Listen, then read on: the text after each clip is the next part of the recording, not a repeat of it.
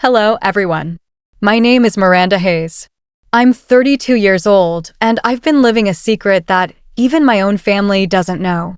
I'm the CEO of a billion-dollar tech company, a truth I've kept hidden from those closest to me. My status-obsessed family has no idea about my success. They think I'm struggling, scraping by, because I don't flaunt designer labels, drive luxury cars, or live in a mansion dripping with opulence. To them, appearances are everything, and I've chosen to live modestly, quietly defying their expectations. Tonight, however, everything changes. It's my father's 60th birthday celebration, an extravagant affair where image reigns supreme. I decided to attend dressed simply, one final test of their values before I reveal the truth about my life. What happened next? Well, it transformed everything.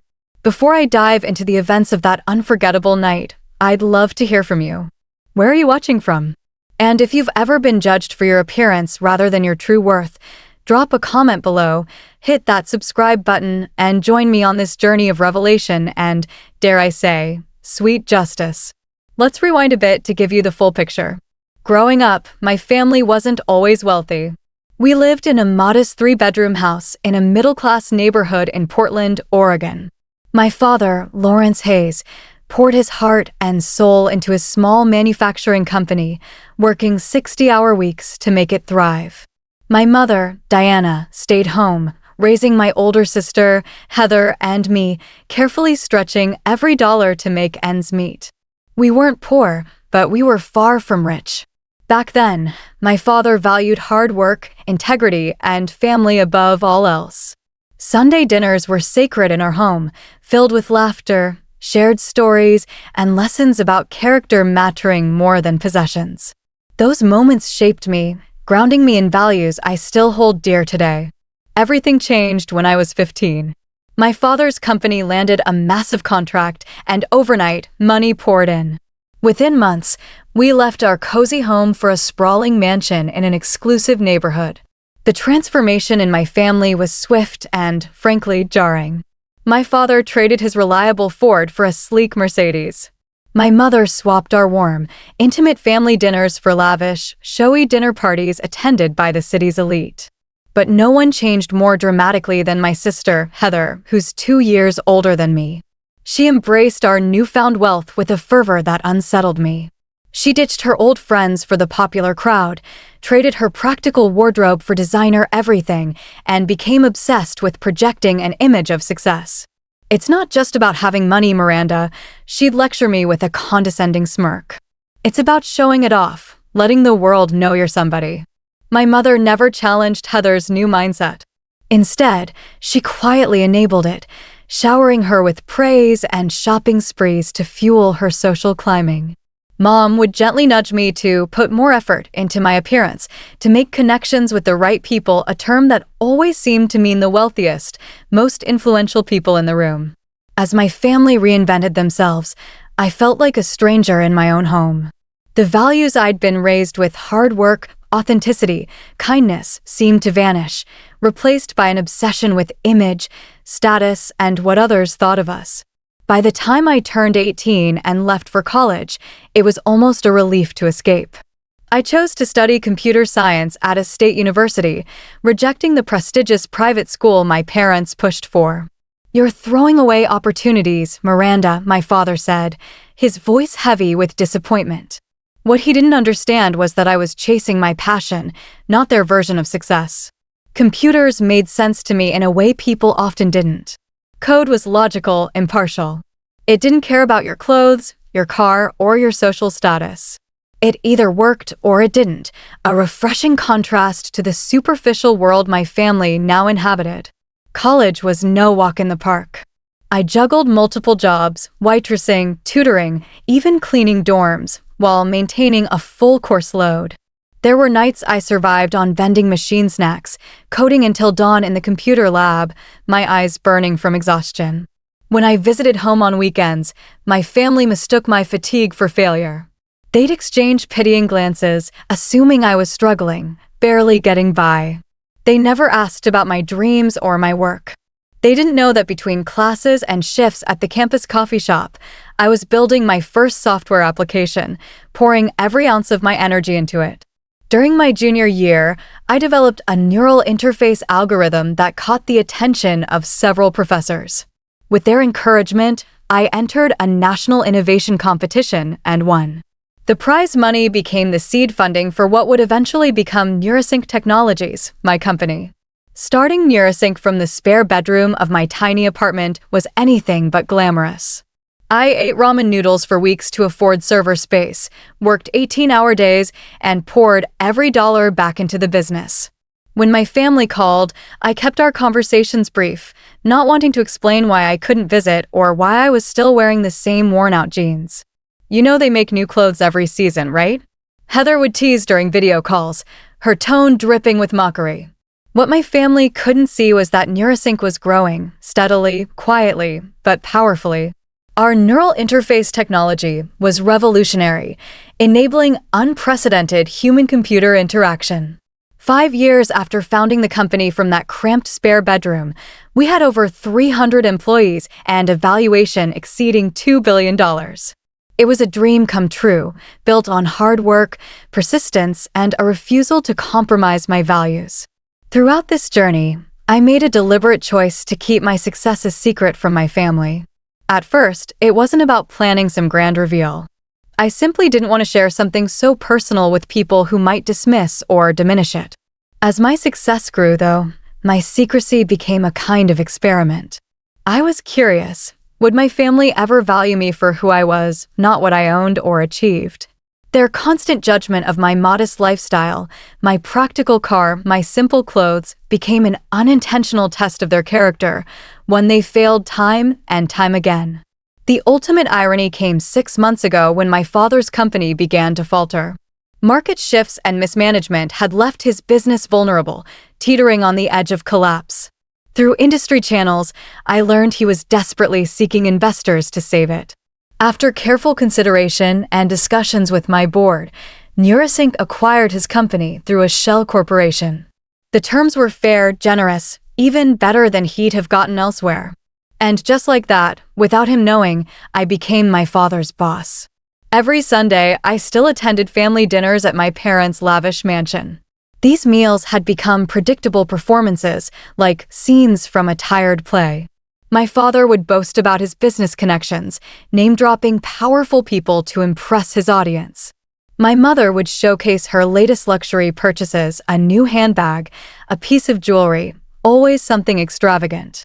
Heather would arrive in a new designer outfit, often with a perfectly groomed boyfriend in tow, both of them radiating wealth. And then there was me, sitting quietly in my simple sweater and jeans, absorbing their subtle, and sometimes not so subtle, jabs about my appearance. "Miranda, darling, don't you think it's time for a professional makeover?" my mother would suggest, her voice laced with concern, as if my minimal makeup and naturally wavy hair were a personal failing. Still driving that Japanese economy car, my father would say, his tone a mix of pity and condescension. "I know a dealer who could get you something more impressive." And Heather? She'd smirk and say things like, "God, Miranda, that sweater is so practical," turning the word into an insult. Week after week, I endured their comments, watching as they judged not just me, but everyone around them, through the narrow lens of wealth and status. When my father announced his upcoming 60th birthday celebration, calling it the networking event of the season, I knew it was the perfect moment to end this charade. The invitation arrived on heavy cardstock, embossed with gold lettering. "Join us for an evening of elegance celebrating Lawrence Hayes' 60th birthday. Formal attire. Excellence expected." My sister texted me separately, her message blunt, "Please wear something appropriate for once. Dad's inviting everyone who matters." As I placed the invitation on my desk in my corner office overlooking the Seattle skyline, I made my decision. I would attend the party, but I wouldn't play their game. After years of their judgment, it was time for my family to see me for who I truly was, successful or not, designer clothes or not. The morning of my father's birthday dawned clear and bright. Sunlight poured through the floor-to-ceiling windows of my downtown penthouse, illuminating a space that reflected my personality perfectly: clean lines, thoughtfully curated art, comfortable yet elegant furniture. Nothing was flashy or ostentatious, unlike my parents' gold-trimmed, marble-filled mansion. Every piece in my home was chosen with care, prioritizing quality over showiness. As I sipped my coffee on the balcony, watching the city hum to life below, the irony wasn't lost on me. I could afford to buy and sell most of the guests attending tonight's party, yet in my family's eyes, I was the failure, the disappointment who couldn't get it together. My phone buzzed with a text from Stephanie, my best friend since college and now Neurasync's COO. "Today's the day. Ready for the big reveal?" she wrote. I typed back, "As ready as I'll ever be." My phone rang immediately. Stephanie was never one for long text conversations. "I still think you should just show up in your power suit with a company car and get it over with," she said without preamble.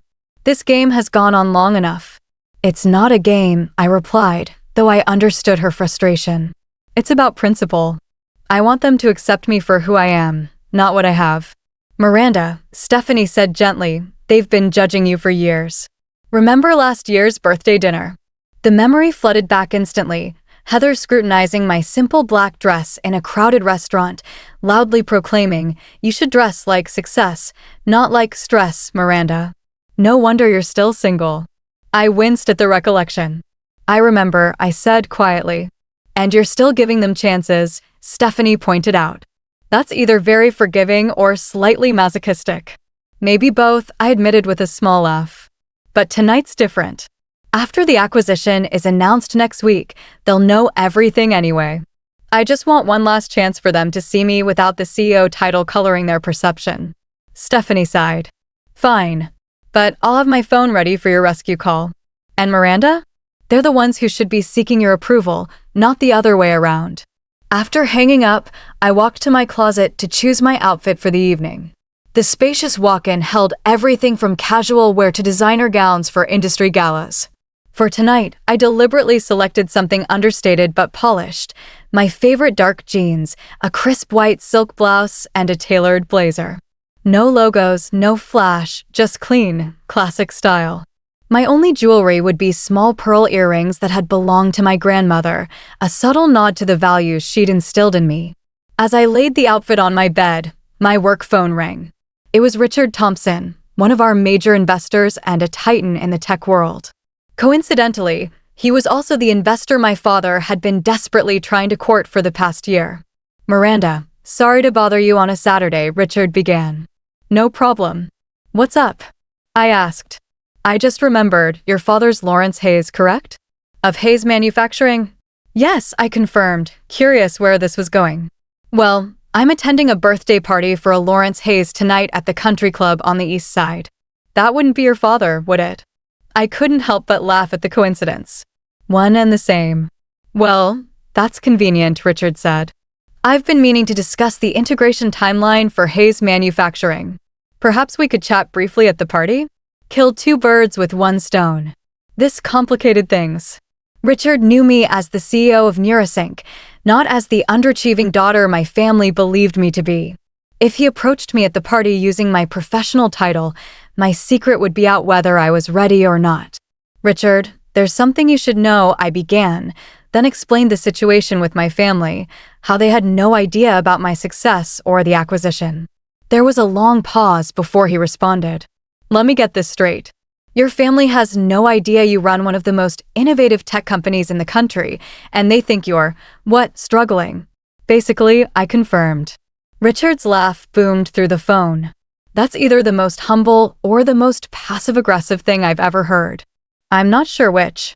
"Maybe a bit of both," I admitted with a smile. "Well, I'll play along if I see you there," he promised. "But Miranda, for what it's worth, you shouldn't have to hide your success from anyone, especially family."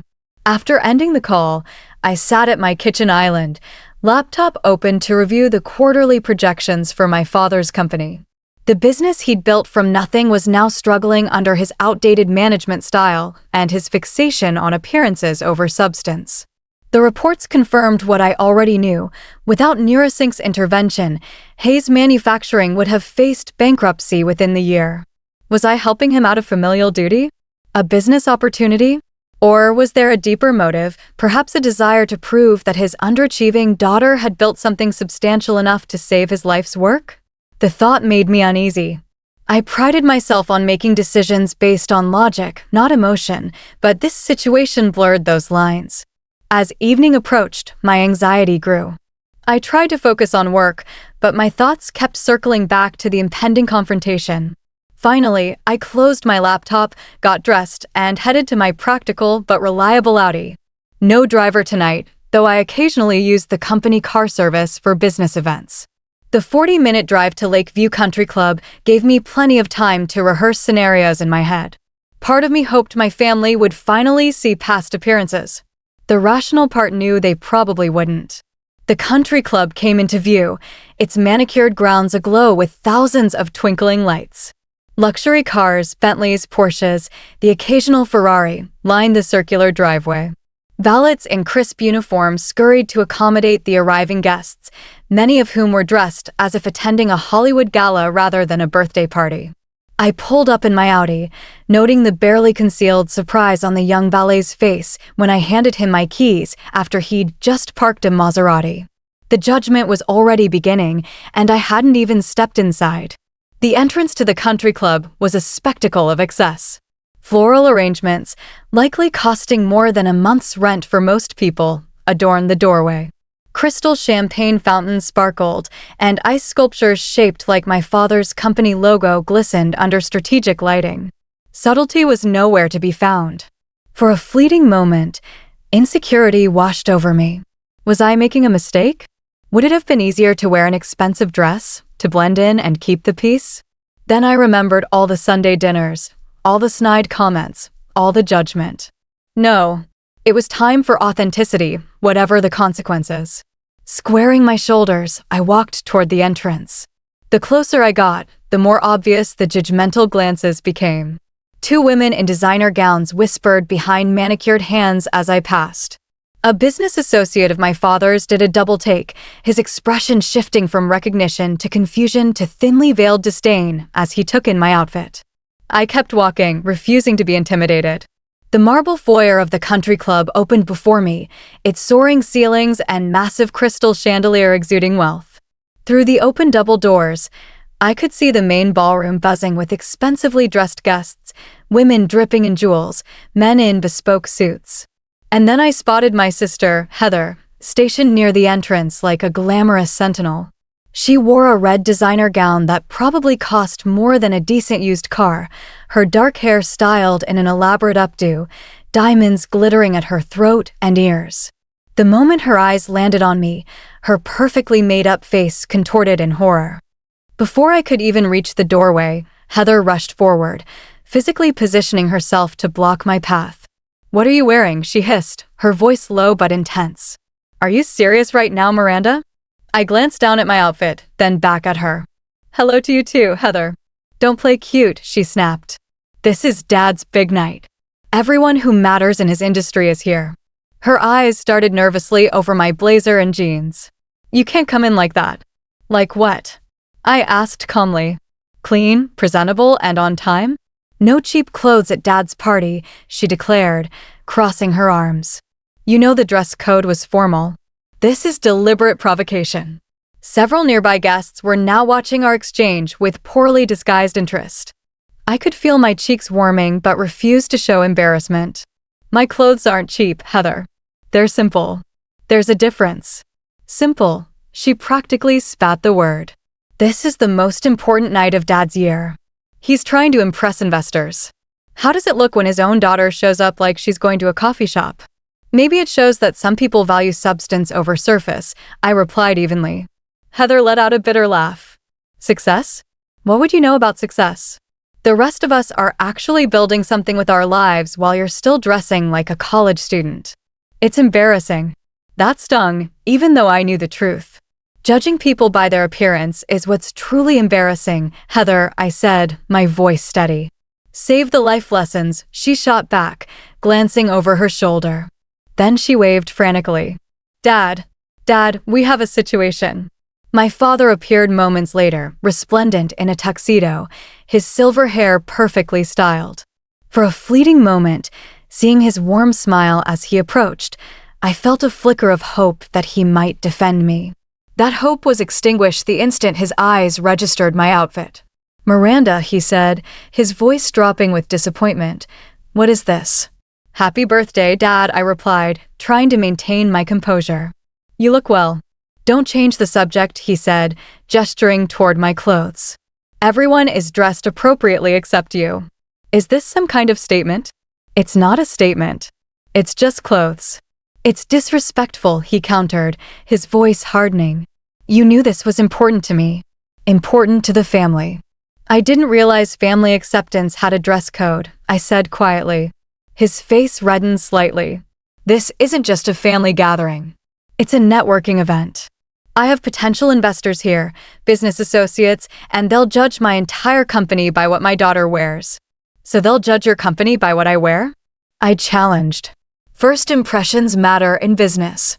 You'd know that if you'd ever built anything substantial." The casual cruelty of his remark hung in the air between us. Several more guests had paused to observe our confrontation. From the corner of my eye, I saw my mother approaching, concern etched on her perfectly maintained face. "Lawrence, what's happening?" she asked, then noticed me.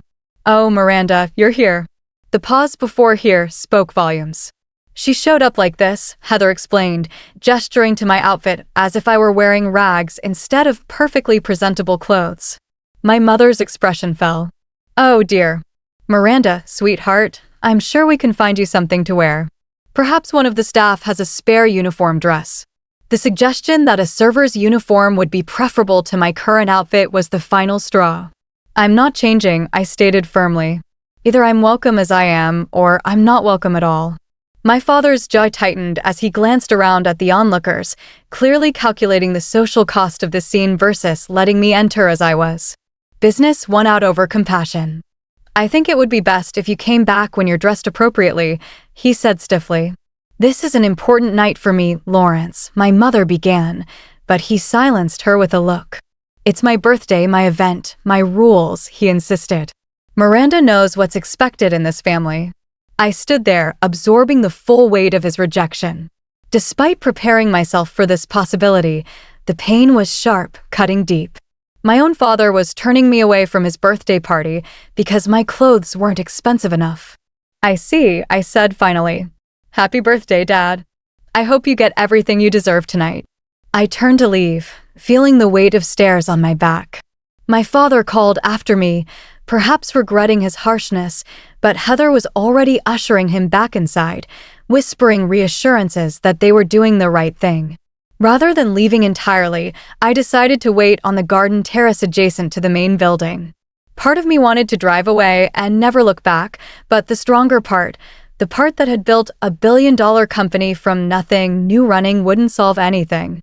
I found a quiet bench partially concealed by ornamental shrubs, sat down, and pulled out my phone.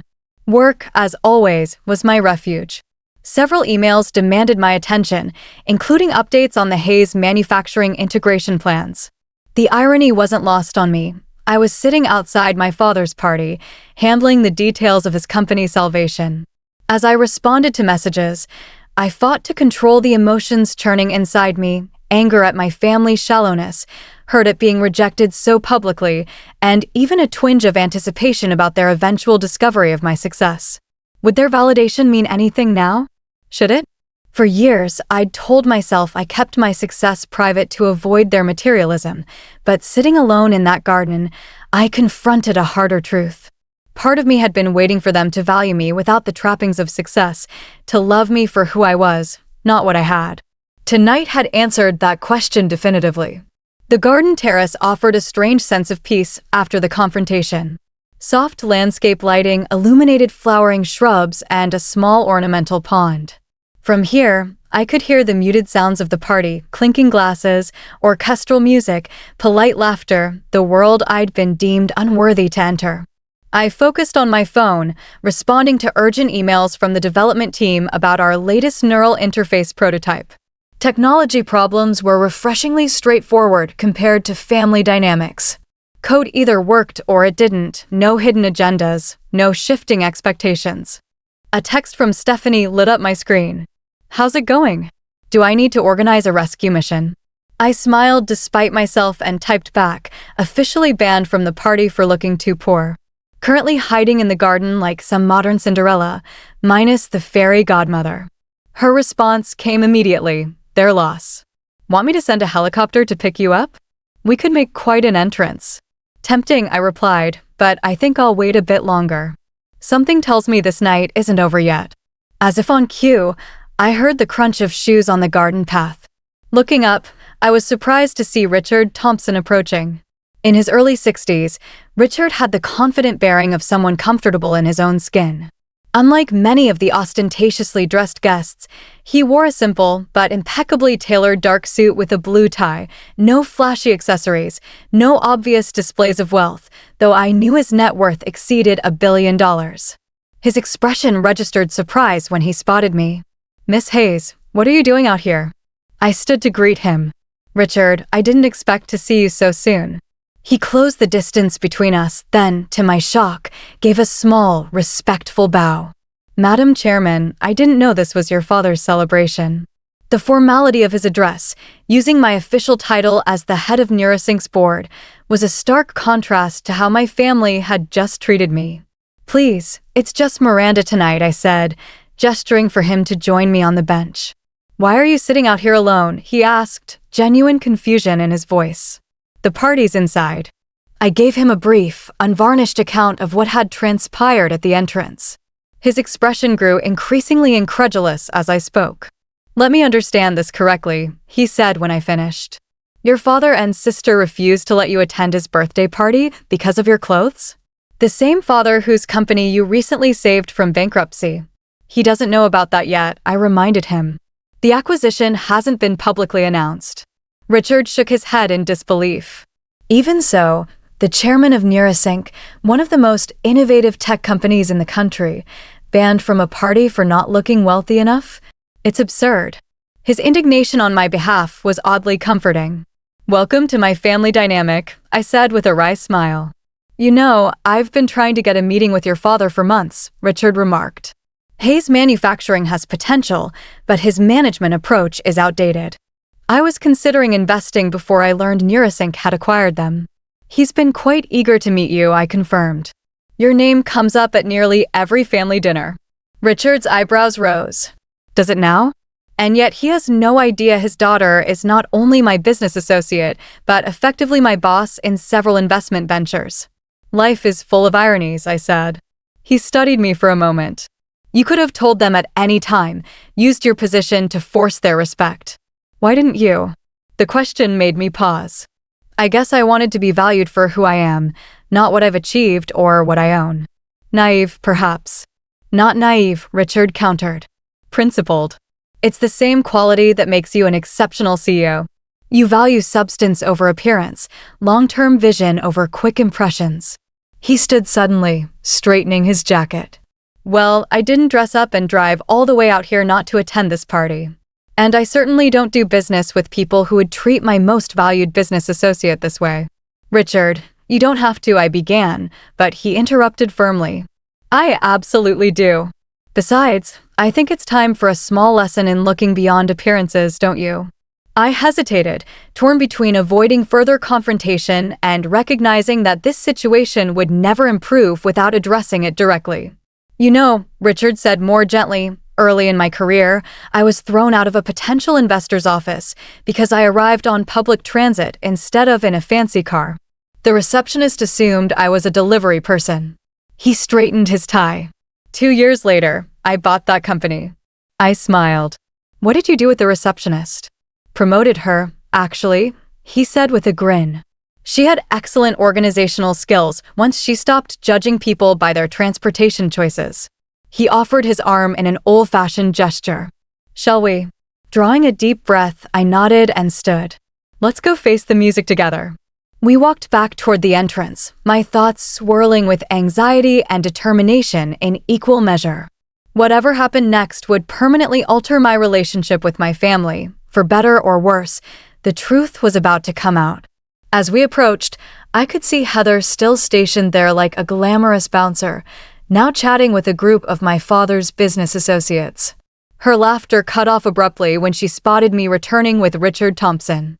Even from a distance, I could see the dramatic transformation in her expression: shock, recognition, calculation. "Isn't that?" one of the businessmen murmured, staring at Richard.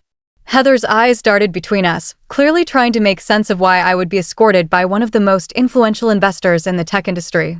By the time we reached the doors, she had plastered on her most dazzling social smile. "Mr. Thompson, what an unexpected honor," she gushed, completely ignoring our previous confrontation. "We're so delighted you could attend tonight."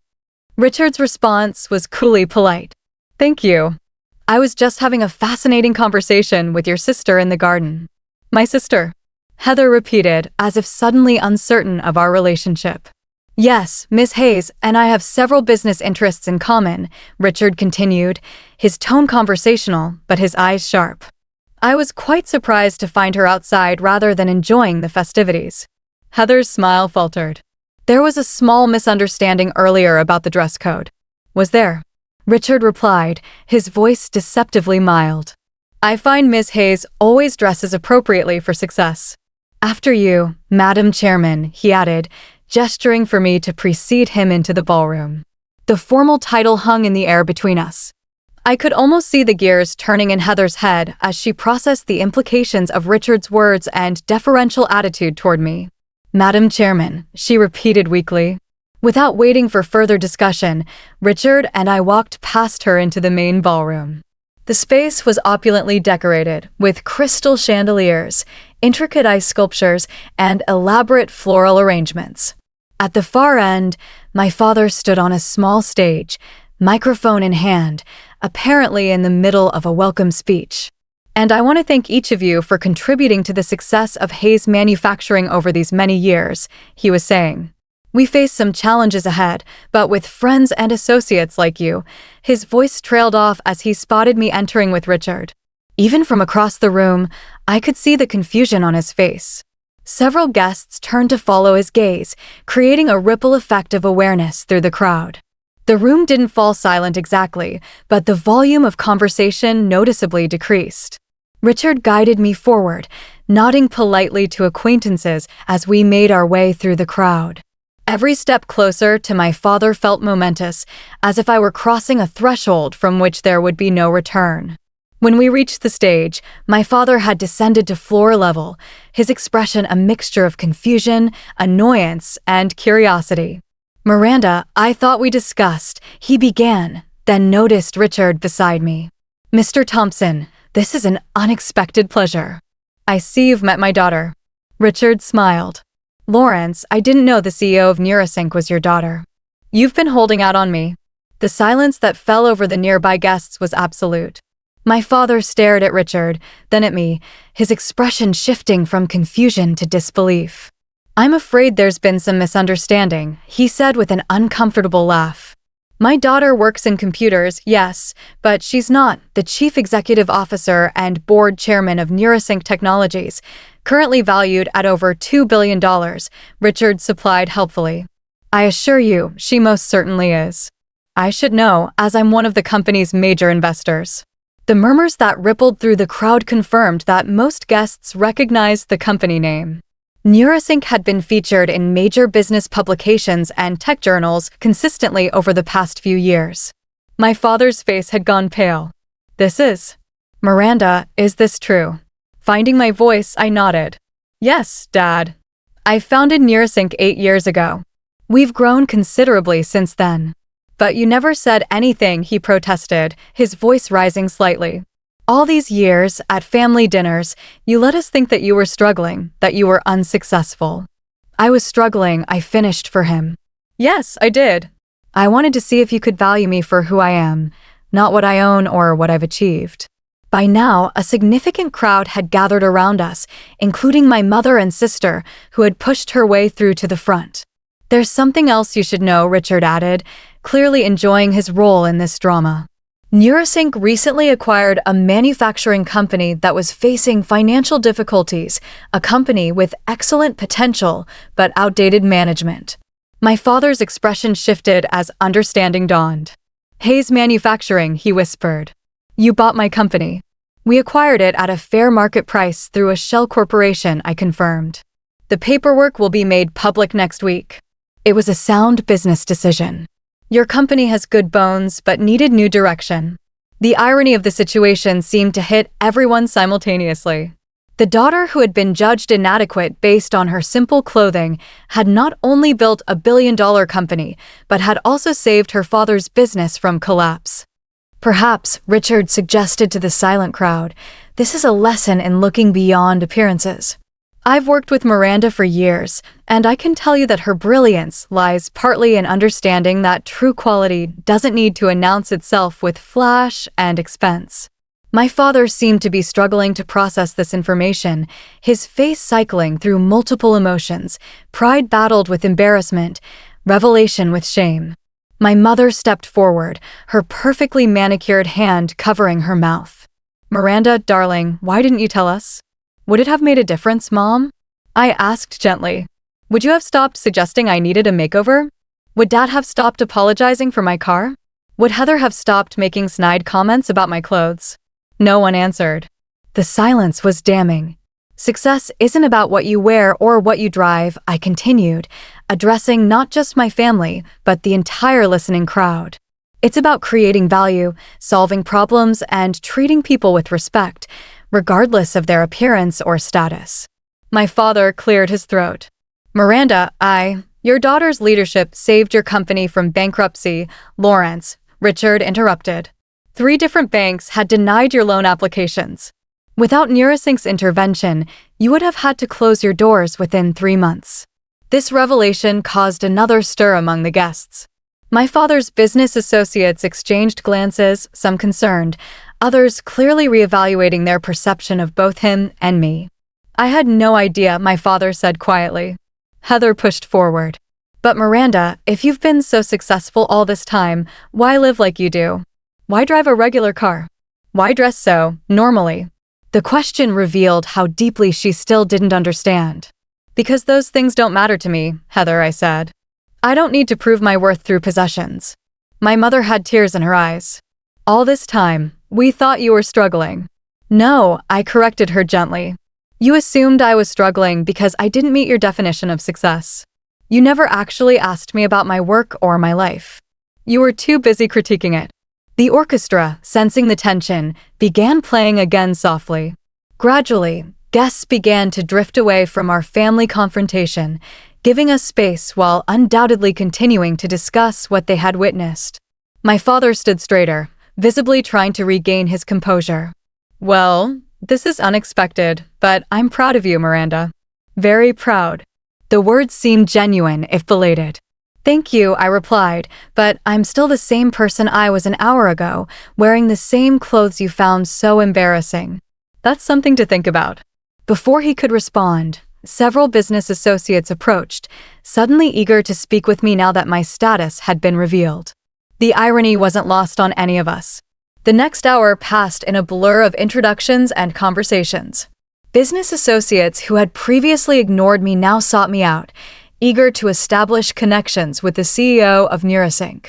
Their transparent shift in behavior was both amusing and disheartening.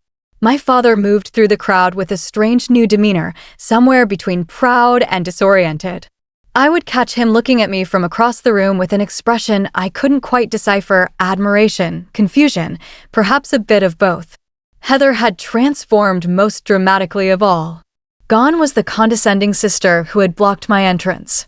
In her place was someone almost sycophantic, hovering nearby, offering to introduce me to people I already knew through business channels, laughing too loudly at my mildest observations. Miranda, you simply must meet the Andersons, she insisted, tugging at my arm. They're in biotech, which is practically the same as what you do, right? Neural interface technology is quite different. I corrected her gently, but I actually know Jordan Anderson already. We served on a technology ethics panel together last year. Oh, of course you did, Heather said, her smile faltering momentarily before brightening again with renewed determination. What about the Wilsons? They have a vacation home in Aspen that would be perfect for corporate retreats. Heather, I said, stopping her, you don't need to do this. I'm still just your sister. Her perfect facade cracked slightly. But you're not, are you? You're important now. I was always important, I replied quietly. We all are. That's the point you've been missing. After extracting myself from Heather's networking attempts, I found myself cornered by my father in a small side room off the main ballroom. He closed the door halfway, creating a semblance of privacy. We need to talk, he said, his voice uncharacteristically subdued. Yes, we do, I agreed. He paced a few steps, struggling to find words. Why didn't you tell me? All these years, letting us think you were, he trailed off. Unsuccessful, I supplied, because I wanted to be valued for who I am, not what I've accomplished or acquired. But family is supposed to support each other, share successes, he said. Family is supposed to love each other unconditionally, I countered, not mock each other's clothes or cars or lifestyle choices. He had the grace to look embarrassed. We weren't mocking you. We were concerned. We just wanted you to present yourself better. Why? So you wouldn't be embarrassed by me? So I would fit your image of success. That's not fair, he protested, but weakly. Isn't it? I said. Tonight, you literally banned me from your party because of how I looked, not because I was disruptive or rude, but because my perfectly clean, appropriate clothes weren't expensive enough for your image. He had no response to that. Richard Thompson chose that moment to join us, perhaps sensing the tension. Lawrence, I hope I'm not interrupting, but I want to discuss the transition plan for Hayes Manufacturing now that I've met both of you. My father straightened, shifting automatically into business mode. Of course, Mr. Thompson. Please call me Richard. He turned to me. Miranda, I assume you'll want to implement the integration strategy we discussed last week. Yes, with some adjustments based on what I've observed tonight, I replied professionally. My father looked between us, the reality of his new position finally sinking in. So you're really my boss now? The words seemed to physically pain him. For a man who had built his identity around being in charge, this reversal of fortune was clearly difficult to process. Neurasync is the parent company of Hayes Manufacturing, I confirmed, but we believe in collaborative leadership. Your experience will be valuable during the transition. It was the diplomatic answer, the CEO answer. The daughter in me wanted to say more, to address the years of dismissal and judgment, but this wasn't the time or place. I see, my father said stiffly. Well, I suppose I should thank you for saving my company. It was a sound business decision, I replied, echoing my earlier statement. Your company has good fundamentals. Richard cleared his throat. Lawrence, I've been following your work for years. You built something substantial from nothing. That's commendable. The acquisition isn't a failure on your part, it's an evolution. My father seemed to take some comfort in this perspective. I appreciate that, Richard. He turned to me. And I owe you an apology, Miranda, about earlier at the entrance. I was wrong. The admission clearly cost him. My father rarely apologized for anything. Thank you, I said simply. That means a lot. When we returned to the main ballroom, the dynamic had shifted palpably. Guests who had witnessed the earlier revelation were watching our family with undisguised interest. My mother immediately approached, her expression anxious. Is everything all right? She asked, looking between my father and me. We're working on it, I replied honestly. She took my hands in hers. Miranda, I'm so sorry. All these years, the things I said about your appearance, your career, I thought I was helping. By trying to make me more like Heather? I asked gently. My mother winced. I suppose that's exactly what I was doing. I was wrong. Her candor surprised me. Of all my family members, I had least expected my mother to acknowledge her role in the dynamic so readily. It's going to take time, I told her, for all of us to adjust. For the remainder of the evening, I navigated between professional networking and family reconciliation. Several times, I noticed my father responding to questions about me with an awkward mix of newfound pride and lingering shock. My daughter, the CEO, he would say, the phrase still sounding foreign on his tongue. Heather continued her campaign of excessive supportiveness, though as the night progressed, I could see cracks in her facade. At one point, I found her alone on the terrace, a champagne flute dangling from her fingers. All this time, she said when I approached, I thought I was the successful one. Success isn't a competition, Heather, I said. She laughed bitterly. In this family, everything's a competition. There was truth in that I couldn't deny. You know what the worst part is? She continued. I've spent my whole adult life trying to impress people with things, the right clothes, the right car, the right address. And you didn't bother with any of that, and you're the one they're all impressed by. They're impressed by what I've built, not by me personally, I pointed out. She sipped her champagne. It's going to take some getting used to, my little sister, the billionaire tech genius.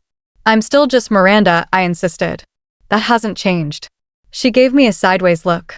Everything has changed, and you know it. As the party wound down, I found myself experiencing a complex mixture of emotions. There was vindication, yes, but also sadness that it had taken this dramatic revelation to earn my family's respect.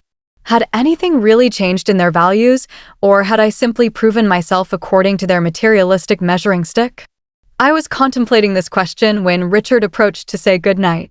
Quite an evening, he observed with understated humor. That's one way to put it, I agreed. For what it's worth, he said, you handled it with grace.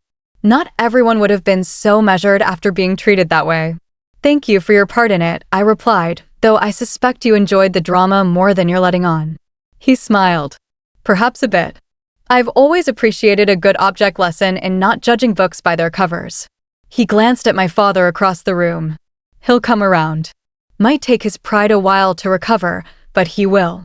I hope so, I said, realizing I genuinely meant it. As I prepared to leave, my father approached one last time. You're not staying for the full evening? I have an early meeting tomorrow, I explained. Some of us work Sundays. He nodded, then hesitated before asking, will you still come to family dinner tomorrow night? The question surprised me. Do you still want me to? Of course, he said, sounding genuinely confused that I would ask. Your family, even in these clothes? I couldn't resist asking. He had the grace to look embarrassed, especially in those clothes. I have a lot to learn from you, it seems. It wasn't a complete transformation. I didn't expect decades of materialistic values to dissolve in a single evening, but it was a start, a crack in the facade that might eventually lead to something more authentic. I'll be there, I promised. Same time as always. 3 months after my father's birthday party, I stood at the window of my office at Neurasync headquarters, watching the Seattle skyline glitter in the afternoon sun. So much had changed in such a relatively short time, yet some days it felt like the revelation had happened in another lifetime. The full acquisition of Hayes Manufacturing had been completed, with my father now reporting to a board that I chaired. The transition hadn't been without challenges. For a man accustomed to complete autonomy, adjusting to corporate oversight was difficult. There had been arguments, tense meetings, and on one memorable occasion, my father storming out of a strategy session, declaring he would never get used to taking orders from his own daughter. Yet, gradually, he had begun to see the benefits of our more innovative approach. Hayes Manufacturing was already showing increased productivity and profit margins. More importantly, he was beginning to recognize the value of substance over appearance in business as well as in personal relationships. Our weekly family dinners had resumed after a brief hiatus. The first few had been awkward affairs, with conversations stalling around the elephant in the room. My mother had tried too hard to express interest in my work, asking technical questions she didn't understand. Heather had swung between obvious jealousy and forced admiration. My father had seemed lost, unsure how to relate to me as both daughter and boss. But week by week, meal by meal, a new dynamic had begun to emerge, not perfect, not without friction, but more honest than before. A knock at my office door interrupted my reflections. My assistant poked her head in. Your 4 o'clock is here. It's your father. Thank you, Rachel. Send him in. My father entered, looking both familiar and changed. He still wore an expensive suit, but there was a subtly different energy about him, less rigid, perhaps. Miranda, he greeted me, no longer uncomfortable using my name in a professional context. Am I interrupting? Not at all. Have a seat. He settled into the chair across from my desk. Glancing around the office, he'd visited several times now, but still seemed to find impressive. The Jenkins contract came through, he said. Thought you'd want to know right away. That's excellent news, I replied, genuinely pleased. The Jenkins account had been his project, one I'd supported despite some board skepticism. Congratulations. Your faith in the project made it possible, he acknowledged, a concession that would have been unthinkable 3 months ago. We discussed business for a while, the easy back and forth of professionals who respected each other's expertise. It was perhaps the most comfortable dynamic we'd established so far. As our meeting concluded, he hesitated, then said, "Your mother wants me to remind you about dinner tonight." Apparently, Heather has news. I'll be there, I promised. He nodded, then added with a hint of his old gruffness, "And don't work too late." Success isn't just about business. The irony of him offering this advice wasn't lost on either of us. I smiled. I learned that lesson a long time ago, Dad. After he left, I reflected on how our family had evolved. There had been a particularly significant moment about a month after the party. We were at a restaurant when a business associate stopped by our table and made a comment about my casual attire. To my shock, my father had immediately defended me. My daughter dresses for comfort and practicality, he'd said. When you're as successful as she is, you don't need to prove anything with your clothes. The moment had been small but meaningful, a tangible sign that perhaps he was truly beginning to understand. Heather's transformation had been more complicated. Initially, she had swung to the opposite extreme, showing up to family dinner in jeans and a plain sweater, an obvious overcorrection that looked as unnatural on her as a ball gown would have on me. You don't need to change who you are, I had told her privately. There's nothing wrong with enjoying fashion and beauty if that's authentic to you. The problem was judging others by those standards. She had seemed genuinely surprised by this perspective. But I thought you hated all that stuff. It's not for me, I had clarified, but that doesn't make it wrong. The issue was never your designer dresses, Heather. It was your designer judgment. Slowly, she had found a middle ground, still stylish, but less obsessed with labels and status symbols. More surprisingly, she had begun asking thoughtful questions about my work and career path. Last week, she'd even requested my advice about a small business idea she was considering, a boutique focused on sustainable fashion. My mother, perhaps the most adaptable of the family, had undergone her own evolution. She had admitted during a private lunch that she had always been insecure about the family's sudden wealth. I never quite felt I belonged in that world, she confessed. Following all those unwritten rules about what to wear and how to act felt like the only way to avoid being exposed as an imposter. I understand that feeling better than you might think, I had told her. In tech, I'm often the only woman in a room full of men who assume I don't belong there. That conversation had been a turning point for us, a recognition of shared vulnerability beneath our very different external presentations. My phone buzzed, bringing me back to the present. It was a text from Stephanie. Dinner at your parents' tonight? Want me to be on standby with an emergency work crisis in case you need an escape? I smiled and typed back, thanks, but I think we're making progress. They'll keep that offer open for the holidays. As I gathered my things to leave for the day, I reflected on the lessons of the past few months. My family was far from perfect. The materialistic values ingrained over decades wouldn't disappear overnight. But there was now at least an awareness, an opening for something more authentic. The night of my father's party had been painful but necessary. It had shattered the illusion that I needed external validation to be worthy, while paradoxically creating space for my family to begin seeing me as I truly was. That evening, I arrived at my parents' house in my usual jeans and simple top. My father opened the door, smiled, and welcomed me with a genuine hug. "Everyone's in the living room," he said. "Heather's boyfriend just proposed." That was her big news. "That's wonderful," I replied, genuinely happy for my sister. As we walked toward the living room, he added quietly, "You know, I'm proud of you, Miranda, not because of your company or your success, but because of who you are. Your integrity." It took me too long to see that. The words weren't perfect, and our relationship would never be without complications. But in that moment, I felt something I had been seeking for years: acceptance for who I truly was, not what I owned or had achieved. True worth, I had learned, never comes from external validation or material possessions. It comes from living authentically, from creating value in the world, and from having the courage to be yourself, even when others judge you for it. As I joined my family in the living room, I knew that regardless of what clothes I wore or what car I drove, I was finally being seen for who I really was. And that was worth more than any designer label could ever be. So, what about you? Have you ever been judged based on appearances rather than your true worth? Share your experiences in the comments below. I'd love to hear how you handled it. And if you found something valuable in my story, please hit that like button and subscribe to see more real-life experiences. Remember, your worth isn't determined by what you wear or own, but by who you are at heart. Thanks for listening, and I'll see you in the next video.